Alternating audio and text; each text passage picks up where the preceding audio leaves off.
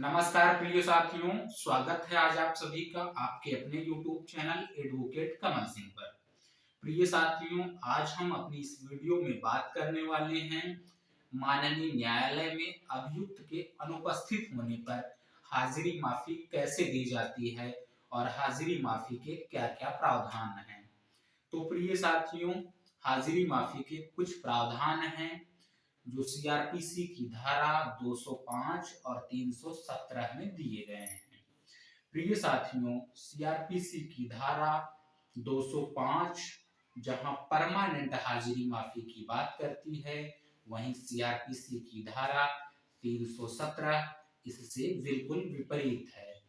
317 CrPC की धारा यह कहती है, यदि न्यायालय को माननीय मजिस्ट्रेट साहब को यह ज्ञात हो जाए कि अभियुक्त किसी युक्ति युक्त कारणों से कहीं गया है, किसी शादी समारोह में या किसी आवश्यक कार्य से या अस्वस्थ चल रहा है, तो उसके अधिवक्ता के जरिए उसकी हाजिरी माफी माननीय न्यायालय में लगाई जाती है और माननीय न्यायालय द्वारा उसकी हाजिरी माफी स्वीकार कर ली जाती है और उस दिन की प्रक्रिया माननीय न्यायालय के द्वारा पूर्ण कर दी जाती है और माननीय न्यायालय द्वारा यह आदेश दिया जाता है कि अभियुक्त को अगली नियत तारीख पर उसे व्यक्तिगत रूप से माननीय न्यायालय के समक्ष उपस्थित होना पड़ेगा।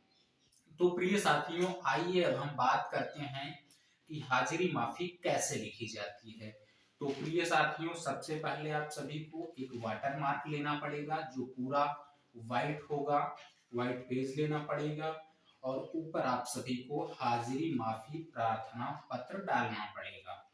आइए बात करते हैं अब कैसे लिखेंगे हाजिरी माफी। न्यायालय श्रीमान मुख्य न्यायिक मजिस्ट्रेट महोदय प्रयागराज, आपका जो जिला है आप उसके हिसाब से अदल बदल सकते हैं। तो हमने यहाँ पर लिखा माननीय श्रीमान मुख्य न्यायाधीश महोदय प्रयागराज।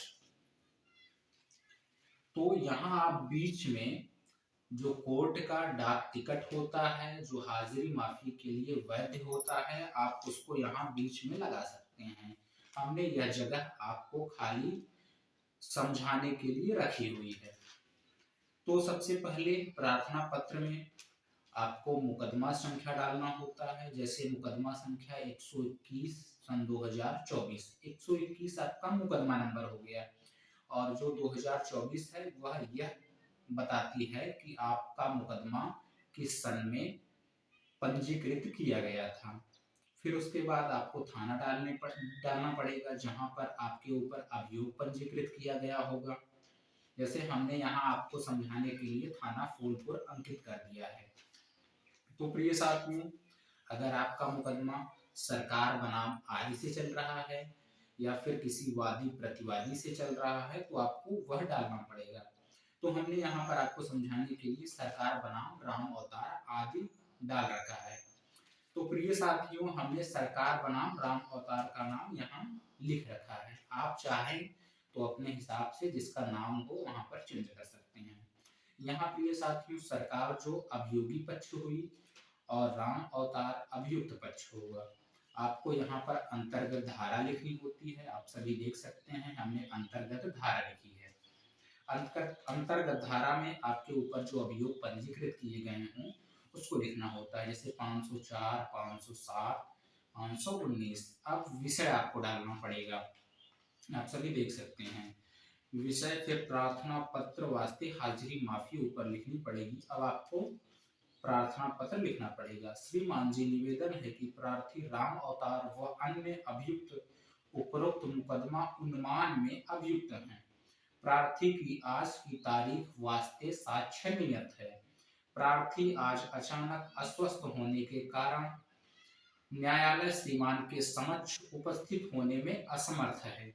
ऐसी स्थिति में प्रार्थी की आज दिनांक 12/1/2024 की हाजिरी माफ किया जाना न्याय हित में आवश्यक है। अब नीचे प्रार्थना में एक दो लाइन और लिखते हैं। क्या लिखते हैं, सबसे ऊपर आपको प्रार्थना लिखना होता है। आप सभी नीचे यहाँ देख सकते हैं। तो प्रार्थना में आपको क्या लिखना होगा, अतः श्रीमान जी से प्रार्थना है कि प्रार्थी की आज की हाजिरी द्वारा अधिवक्ता माफ कर अन्य तिथि दिए जाने की कृपा करें, श्रीमान जी की महान दया होगी। अब यहाँ आपको दिनांक डालना होगा। आपको जिस दिन हाजिरी माफी देना, प्रार्थना पत्र देना हो, आप वहां पर अपना दिनांक अंकित कर सकते हैं। हमने आपको समझाने के लिए 12/1/2024 अंकित किया है।